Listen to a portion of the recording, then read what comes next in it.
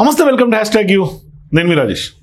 So ప్రస్తుతం మీకు అందరికి కూడా డౌట్ రావచ్చు, ఈ ఫోటో చూడగానే కోమటిరెడ్డి రాజగోపాల్ రెడ్డి కదా, మరి ఆయన మునుగోడు ఎమ్మెల్యే, ఇప్పుడు సీఎం రేవంత్ రెడ్డి క్యాబినెట్లో కూడా ఆయన లేడు కదా, మరి ఈయన ఇప్పుడు డిపార్ట్మెంట్ ఆఫ్ ఎడ్యుకేషను అట్లాగే మంత్రిగా కోమటిరెడ్డి రాజగోపాల్ రెడ్డి కొలువు తీరినటువంటి వ్యవహారం, ఆ ఫోటో ఏంటి అని మీకు అందరికీ డౌట్ రావచ్చు. కానీ ఇది గత కొంతకాలంగా జరుగుతున్నటువంటి తెలంగాణలో చర్చ ఏంటి, కోమటిరెడ్డి రాజగోపాల్ రెడ్డికి మంత్రి పదవి హామీ ఇచ్చింది కాంగ్రెస్ పార్టీ, హామీ ఇచ్చి తప్పింది అనేది గత కొంతకాలంగా ఉన్నటువంటి చర్చ.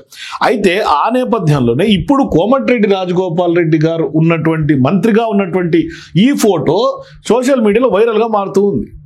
మరి ఆయన అది కాకుండా ఎడ్యుకేషన్ మినిస్టర్ని కూడా కింద హానరబుల్ మినిస్టర్ ఫర్ ఎడ్యుకేషన్ అని కూడా బోర్డు పెట్టి ఆయన ఛాంబర్లో కూర్చున్నట్టుగా ఉన్నటువంటి ఫోటో ఇప్పుడు సోషల్ మీడియాలో విస్తృతంగా చక్కర్లు కొడుతూ ఉంది.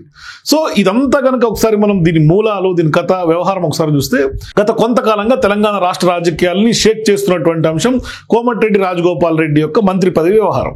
అయితే ఇప్పుడు ఈ మరొకసారి చర్చనీయాంశంగా మారుతుంది. ఎప్పుడైతే సోషల్ మీడియాలో ఈ ఫోటో వైరల్గా మారిందో అప్పటి నుంచి కొంత ఈ చర్చ మరొకసారి ఊపందుకుంది. అయితే ఇక్కడ ఈ చర్చ వచ్చిన సందర్భంగా ఇది నిజంగా సోషల్ మీడియాలో వైరల్గా మారింది కాబట్టి ఆయన కోమటిరెడ్డి రాజన్న టీం పేరుతో ఇప్పుడు సోషల్ మీడియాలో ఈ ఎడ్యుకేషన్ మినిస్టర్గా, కొంత హానరబుల్ ఎడ్యుకేషన్ మినిస్టర్గా బోర్డు పెట్టి మరి మంత్రి కుర్చీలో కూర్చున్నటువంటి ఫోటో, మరి వెనకాల గవర్నమెంట్ ఆఫ్ ఎడ్యుకేషన్ లోగోతో సేమ్ తెలంగాణ రాజముద్రతో ఉన్నటువంటి ఫోటో. సో ఇది నిజంగానే మంత్రి ఛాంబర్లో ఉన్నట్టుగానే మనకు కనిపిస్తుంది. ఇప్పుడు నిజంగా ఆయనకి కాంగ్రెస్ పార్టీ గతంలో పార్టీలోకి వచ్చిన సందర్భంగా ఆయనకి హామీ ఇచ్చి, అధిష్టానమే హామీ ఇచ్చి మంత్రివర్గ విస్తరణలో చోటు కల్పించకపోవటం మీద చర్చ జరుగుతోంది. ఈ క్రమంలో ఇప్పుడు నిజంగా ఈ ఫోటో చూసిన తర్వాత అరే ఈ ఊహ ఎంత బాగుంది, అదే సినిమాలో డైలాగ్ ఉంటుంది చూసారా, ఈ ఊహ ఏదైతే ఉందో అని అనుకుంటాం కదా, అట్లా ఇప్పుడు నిజంగానే ఆ ఊహ ఏదైతే ఉందో ఆ ఊహ నిజమైతే బాగుండు అని కోమటిరెడ్డి రాజగోపాల్ రెడ్డి గారు కూడా అనుకుంటూ ఉంటారు. ఎందుకంటే ఆయన గత కొంతకాలంగా ఒక రకంగా మంత్రి పదవి నాకేం కొత్త కాదని ఆయన కొట్టిపడేశారు. ఎమ్మెల్యే పదవిని కూడా త్యాగం చేయడానికి సిద్ధంగా ఉన్నా అన్నారు. గతంలో ఆయన మునుగోడుకు సంబంధించినటువంటి వ్యవహారంలో మొత్తం బీఆర్ఎస్ పార్టీ ఉన్నప్పుడు ఆ ఎమ్మెల్యేలని, మంత్రులని, గవర్నమెంట్నే మునుగోడుకు తీసుకొచ్చాయని కూడా చెప్పినటువంటి సందర్భం ఉంది.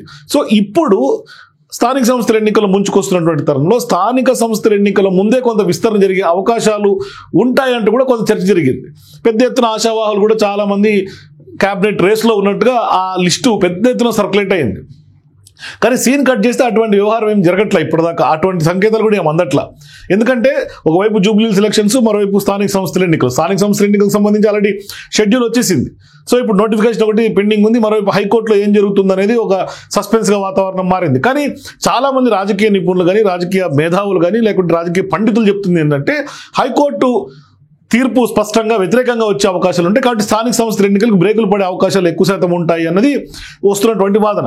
మరి ఇటువంటి క్రమంలో ఇప్పటి వరకు అయితే ఇంకా 3 బెర్తులు పెండింగ్లో ఉన్నాయి కాబట్టి ఖచ్చితంగా మేము దాన్ని నింపే ప్రయత్నం చేస్తాము అంటూ కూడా కాంగ్రెస్ పార్టీ నాయకులు చెప్తున్నారు. అందుకనే గతంలో ఛానల్తో మాట్లాడినటువంటి టీపీసీసీ చీఫ్గా ఉన్నటువంటి మహేష్ కుమార్ గౌడ్ కూడా కోమటిరెడ్డి రాజగోపాల్ రెడ్డి ఒక ప్రత్యేక సందర్భం, ఆయనకు మేము హామీ ఇచ్చామని ఆయనే స్పష్టంగా అడ్మిట్ చేసినటువంటి వ్యాఖ్యలు కూడా ఉన్నాయి.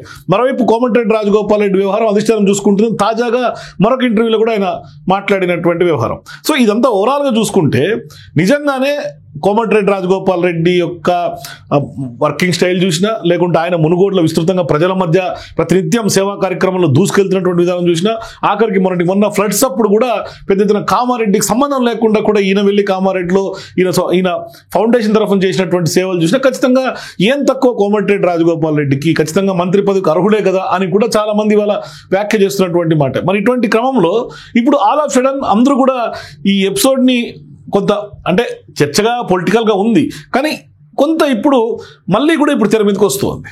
అంటే మంత్రి పదవి ఎపిసోడ్ మళ్ళీ కూడా రాజకీయ వర్గాల చర్చనీయాంశంగా మారుతోంది. ఈ క్రమంలో ఇప్పుడు ఫోటో మళ్ళీ వైరల్గా మారటం అనేది ఒక మళ్ళీ హాట్ టాపిక్గా మారుతోంది. సో ఇప్పుడు మరికొన్ని రోజుల్లోనే ఆయన విద్యాశాఖ మంత్రి కాబోతున్నారు అన్నది ఆ పోస్ట్ యొక్క సారాంశంగా మనకు కనిపిస్తుంది. సో ఇప్పుడు కాంగ్రెస్ పార్టీ ప్రభుత్వం ఏర్పడినప్పటి నుంచి కూడా మునుగోడు ఎమ్మెల్యేగా ఉన్నటువంటి కోమటిరెడ్డి రాజగోపాల్ రెడ్డికి సంబంధించి మంత్రి పదవిపైన తీవ్రమైనటువంటి చర్చ జరుగుతోంది.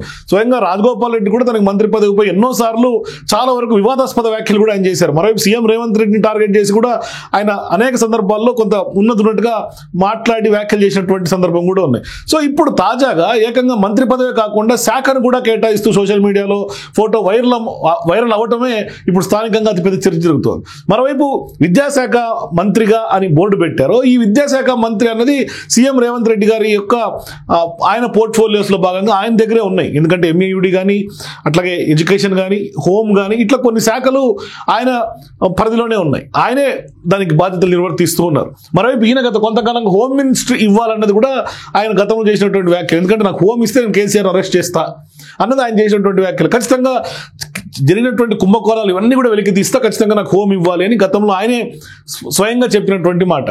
మరి ఇప్పుడేమో ఇదేమో ఎడ్యుకేషన్ మినిస్టర్గా వైరల్ అవుతా ఉంది. మరి ఇప్పుడు ఎడ్యుకేషన్ మినిస్టర్ మీద గతంలో అసెంబ్లీలో సీఎం రేవంత్ రెడ్డి కూడా మాట్లాడతా ఎడ్యుకేషన్ డిపార్ట్మెంట్ నేను ఎవరికి ఇవ్వను, ఎందుకంటే నాకు ఎడ్యుకేషన్ పట్ల ఖచ్చితంగా తెలంగాణలో నాకు ఒక గోల్ ఉంది, నాకు ఒక ఎజెండా ఉంది, ఆ ఎజెండా ప్రకారమే నేను ఎడ్యుకేషన్ నా దగ్గరే పెట్టుకొని నేను చాలా వరకు సంస్కరణలు తీసుకెళ్తానని ఆయన మండలిలోనూ అసెంబ్లీలో కూడా చెప్పినటువంటి సందర్భాలు ఉన్నాయి. మరి ఇటువంటి క్రమంలో ఇప్పుడు ఎడ్యుకేషన్ మినిస్టర్గా విద్యాశాఖ మంత్రిగా ఈయనకు ఎడ్యుకేషన్ డిపార్ట్మెంట్ ఆఫ్ ఎడ్యుకేషన్లో తెలంగాణ రాజముద్రలో ఇప్పుడు మంత్రిగా కొలువైనటువంటి రాజగోపాల్ రెడ్డి చూసిన తర్వాత మరి నిజంగానే ఎడ్యుకేషన్ మినిస్ట్రీ ఆయనకు వచ్చే అవకాశాలు ఎంతవరకు ఉంటాయి? లేదు ఇప్పుడు ఈ వ్యవహారం అంతా ఎవరు చేసి ఉండొచ్చు? ఎందుకంటే ఇట్లా పిక్ వైరల్ చేయటం అనేది అది కూడా ఖచ్చితంగా సీఎం మంత్రిలాగా ఆయన కొలువు తీరినటువంటి వ్యవహారం చూస్తుంటే నిజంగానే కాంగ్రెస్ పార్టీ ఏమన్నా ఇప్పుడు త్వరలోనే ఎక్స్పాన్షన్ జరిగే అవకాశం ఏమన్నా ఉంటుందా? ఇదేమన్నా ఈ విధంగా లీకులు ఇచ్చారా? అంటే గతంలో అధిష్టానం హామీ ఇచ్చింది కాబట్టి మళ్ళీ కూడా అధిష్టానం ఏమన్నా కోమటిరెడ్డి రాజగోపాల్ రెడ్డి దగ్గరికి ఏమన్నా వాళ్ళ చర్చలకు వచ్చి కొంత ఆయనకి ఏమన్నా మరొక హామీ ఏమన్నా ఇచ్చిందా కాంగ్రెస్ పార్టీ అధిష్టానం? ఎందుకంటే మొన్న మల్లు రవి ఎవరైతే డిసిప్లినరీ కమిటీ ఉన్నారో ఆయన కూడా క్లియర్గా చెప్పేశారు, నా దగ్గర కోమటిరెడ్డి రాజగోపాల్ రెడ్డికి సంబంధించి ఎటువంటి ఫైల్స్ పెండింగ్ లేవు, నాకు ఎటువంటి ఫిర్యాదు కూడా అందలేదని. కాబట్టి ఈయన కూడా పార్టీకి లాయలిస్ట్గా ఉన్నటువంటి వ్యక్తి, మరో పార్టీకి ఎప్పుడు కూడా డ్యామేజ్గా మాట్లాడినటువంటి దాఖలాలు లేవు. కేవలం సీఎం రేవంత్ రెడ్డి యొక్క స్టేట్మెంట్స్ ఆయన తప్పుపట్టారు తప్ప నుంచి పార్టీకి ఎక్కడ కూడా ఆయన డ్యామేజ్ చేస్తే ఇప్పుడు దాకా అటువంటి స్టేట్మెంట్స్ లేవు. కానీ కొంత మీడియాలో స్పెక్యులేషన్ ఏంటంటే ఆయన మీద చర్యలు తీసుకుంటారు, చర్యలు ఉపక్రమిస్తారు, ఇట్లా ఉండింది. కానీ ఇప్పుడు అంతా కూడా పటాపంచలు అయిపోయింది. సో ఇప్పుడు అధిష్టానం ఏమన్నా కోమటిరెడ్డి రాజగోపాల్ రెడ్డికి ఏమన్నా ఒక బంపర్ ఆఫర్ ఏమన్నా ఇచ్చిందా? అది ఇప్పుడు ఈ పోస్ట్ తర్వాత కింద నెటిజన్స్ అందరూ కామెంట్స్ చేస్తున్నారు. చూద్దాం ఏం జరగబోతుంది తెలంగాణ పాలిటిక్స్లో. మరి కోమటిరెడ్డి రాజగోపాల్ రెడ్డి అయితే మాత్రం సంచలనంగానే మారుతున్నారు ప్రతినిత్యం ఏదో ఒక వ్యవహారంలో. మరి ఈ వ్యవహారంలో ఇది ఎట్లా దారితీస్తుంది, మరి ఎక్కడికి ఫుల్ స్టాప్ పడుతుంది, మరి ఆయనకు మంత్రి పదవి ఎప్పటికీ లభిస్తుందని మీరు కూడా మీకు అనిపిస్తే మీ అభిప్రాయాల కింద నా కామెంట్స్ తెలియజేయండి. For more videos please watch #.